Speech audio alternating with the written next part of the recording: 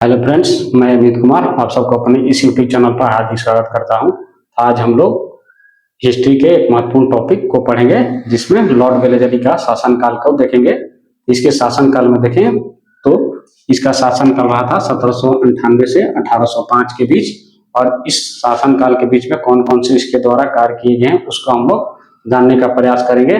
जिसमें सबसे महत्वपूर्ण कार्य आता है सहायक संधि की नीति का परिणाम करना।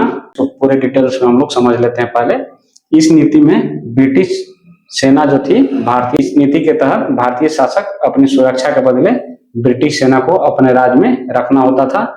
इस राज्य में रखने के कारण जितने भी खर्च वहन होती थी, इस खर्च को भारतीय शासक वहन करते थे।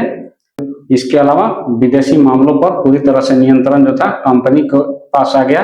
यानी कोई भी राजा यदि होगा तो किसी भी प्रकार के किसी भी विदेशी कंट्री के साथ और किसी विदेशी राज्य के साथ यदि मित्रता या शत्रुता की संभावना व्यक्त करना चाहता है या उसके विवेक के ऊपर देखें तो किसी से मित्रता करना चाहता है, तो ऐसा करने से ब्रिटिश सेना ने रोक दिया। यानी लॉर्ड वेलेस्ली ने रोक दिया। विदेशी मामलों को पूर्ण नियंत्रण जो है ब्रिटिश शासन की रह गई। इसके अलावा देखें तो इन सब चीजों को नियंत्रित करने के लिए एक वहां पर ब्रिटिश सलाहकार भी रखा जाता था जिसको रेजिडेंट भी बोला जाता था। इस शासक के द्वारा जितने भी इन कार्यों को करने में खर्च वहन होता था, यदि ये खर्च उठाने में असक्षम होता था तो इस खर्च के बदले में ब्रिटिश सेना उसके कुछ क्षेत्रों को अपने अधीन कर लेती थी। तो इस तरह से देखें तो मुख्य 4 से 5 पॉइंट जो आते हैं इस नीति के तहत आता है। पहला, ध्यान से सुनेंगे तो आपको फायदा होगा। पहला, ब्रिटिश सेना उसके दरबार में होगी भारतीय शासक के, जितने भी खर्च आएंगे वो भारतीय शासक उठाएगा। विदेशी मामलों का अंत होगा, अंग्रेजी सलाहकार रखे जाएंगे और खर्च न देने की स्थिति में इनको अपना कुछ क्षेत्र ब्रिटिश सेना को सौंपना होगा। इसका देखें तो प्रभाव क्या पड़ता है सहायक संधि का भारतीय शासकों पर, इनकी धीरे धीरे संप्रभुता ही नष्ट हो जाती है। यानी जो अपनी संप्रभुता के तहत देखें हमको खुद से अपने निर्णय लेने की क्षमता होती है। हम लोग संप्रभु तभी कहलाते हैं जो हम अपने टेरिटरी में अपने लोगों के लिए कुछ भी निर्णय लेने के लिए स्वतंत्र हो। तो ऐसा इनकी स्वतंत्रता बाधित हो जाती है, यानी संप्रभुता का अंत हो जाता है।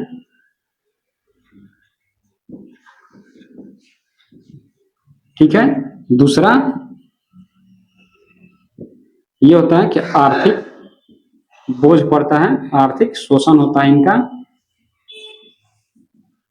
इसमें हम लोगों ने देखा था कि जितने भी ब्रिटिश सैन्य अधिकारी थे राज दरबार में जो भी रहते थे भारतीय शासक के, उसके खर्चे की जिम्मेदारी भारतीय शासक के ऊपर होती थी। इसलिए इन पर आर्थिक बोझ भी बढ़ते जा रहा था। अगर बात करें तो इसके अलावा इन पर क्या फर्क पड़ता है, आर्थिक शोषण होने के कारण भारतीय शासकों का शासकों के राज दरबार में बेरोजगारी की समस्या उत्पन्न होती गई, जिसका बहुत बड़ा इम्पैक्ट हम लोग बाद में चल के मराठा में देखते हैं। वहां पे इसके कारण युद्ध भी हो जाता है। तो भारतीय शासकों में और उसके क्षेत्र में बेरोजगारी की समस्या उत्पन्न हो जाती है और ब्रिटिश साम्राज्य का जो विस्तार है बिना किसी धन बल के फैल जाता है।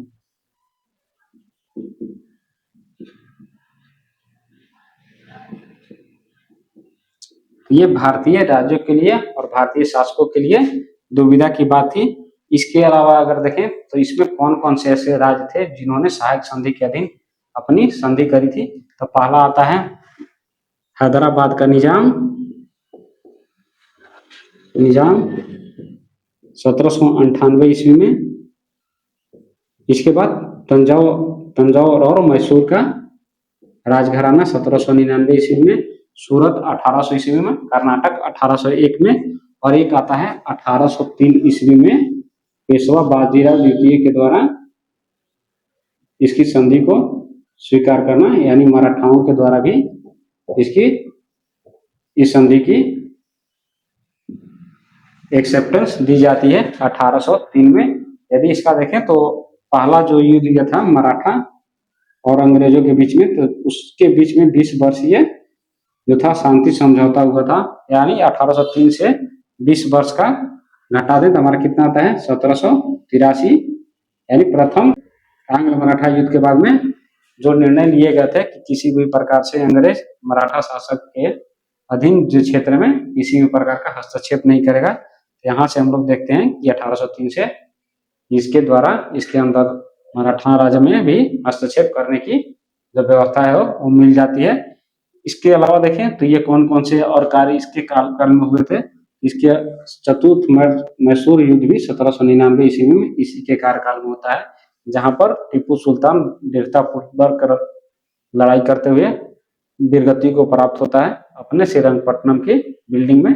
इसके अलावा देखें तो द्वितीय मराठा युद्ध जो है 1803 से 1805 के बीच इसी के शासनकाल में होता है। 1802 ईस्वी में पेशवा बाजीराव द्वितीय के द्वारा अंग्रेजों के साथ बेसिन की संधि की जाती है। इसी बेसिन के संधि के तहत देखें जो 31 दिसंबर 1802 को होती है, यहीं से मराठाओं का जो पतन का मार्ग प्रशस्त होता है। इसी संधि के तहत अंग्रेजों के द्वारा मराठा साम्राज्य में हस्तक्षेप किया जाता है। इस तरह से हम लोगों ने जितने भी आज टॉपिक पढ़े ये सारे लॉर्ड वेलेस्ली के शासनकाल में किए हुए कार्य हैं और ये मोस्ट इंपोर्टेंट पॉइंट्स के कैटेगरी में आते हैं जो आपको एग्जाम में डायरेक्ट पूछे जा सकते हैं। यदि आप लोग को ये वीडियो अच्छा लगे तो दोस्तों में जरूर शेयर करें। तब मिलते हैं नेक्स्ट वीडियो में, तब तक के लिए बाय, जय हिंद।